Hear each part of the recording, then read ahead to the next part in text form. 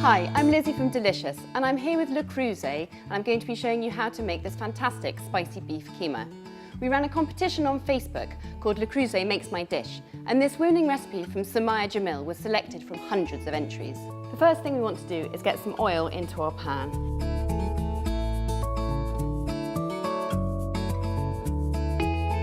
And into this we're going to add some whole spices. And they're just going to go straight into the oil, and we want to wait until they start to pop and sizzle. You'll really smell the aroma coming off those. It starts to smell really fragrant quite quickly, and as soon as that smell comes we want to add the onion. Hear that sizzle?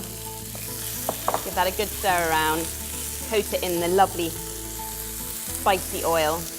We want the onion to take on some colour, but we don't want it to burn. Just keep an eye on it.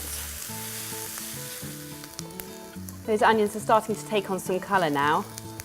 It smells amazing, so we're going to add in our ginger and garlic. We're just going to mix those in just until they stop smelling raw, just 20 to 30 seconds.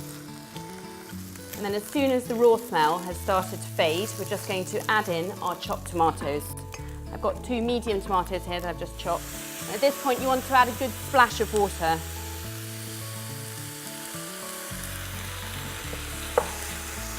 Give it a little stir and then you can let it do its work. So after a few minutes you can see the tomatoes have started to soften. And this is where we want to get our beef mince in. It's got about 500 grams of good quality beef mince just going into the pan there. Stir it around constantly just to make sure that all the meat browns evenly and to break it all up.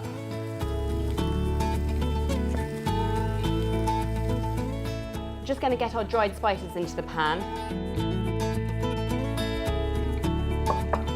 And finally, I'm going to add a teaspoon or so of dried fenugreek leaves. Give them a mix. And then this can happily bubble away until all the moisture has left the pan. These cast iron pans are fantastic because the heat is really even. So we can just leave it now for about 15 minutes on a low heat to do its thing.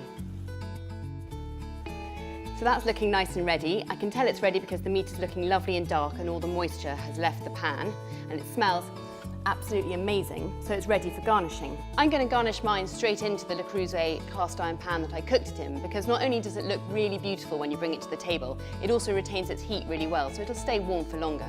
But don't panic if you don't have one. You can always use a 3-ply stainless steel pan or a toughened non-stick pan if you prefer. So I've got some chopped cherry tomatoes here. And then to that, I've got some finely julienned fresh ginger. And then I've got some finely chopped spring onions, just for a bit of green and crunch, and some chopped coriander to give it that fresh herby flavour. And finally, a good squeeze of lemon over the top to give it a lovely citrus lift. And there we have it.